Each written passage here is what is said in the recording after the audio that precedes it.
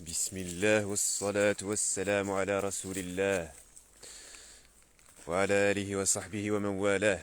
Petit live matinal, enfin on est à la mi-journée donc petit live ensoleillé quoi qu'il en soit concernant le sujet houleux du moindre mal. Le moindre mal à la présidentielle serait incarné par Jean-Luc Mélenchon, la France insoumise, l'Union populaire aujourd'hui renommée comme telle, c'est-à-dire voter pour un individu qui est un franc-maçon avéré. Ce n'est pas en tant que tel le fait qu'il soit maçon qui condamne tout caractère noble ou tout caractère positif, amélioratif pour nous, mais ce qu'il représente et ce qu'il soutient. Au rassemblement de l'Union populaire justement à Paris pour la 6ème République, un drapeau LGBT a été clairement vu, a été clairement filmé.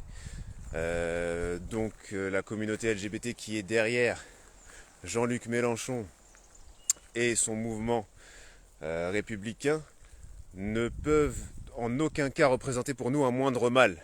Bien au contraire, ce moindre mal dont il est question est une notion islamique existante, est une notion juridique existante, qui peut occurrer lorsque deux choix s'imposent à nous dans la limite de la révélation.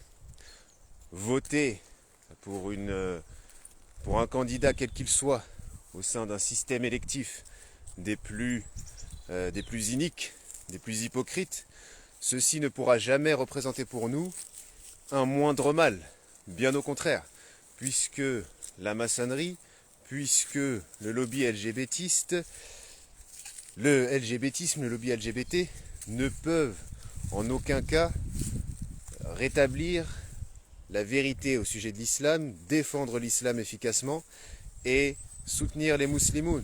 En aucun cas. Il est question véritablement de prendre conscience à ce sujet.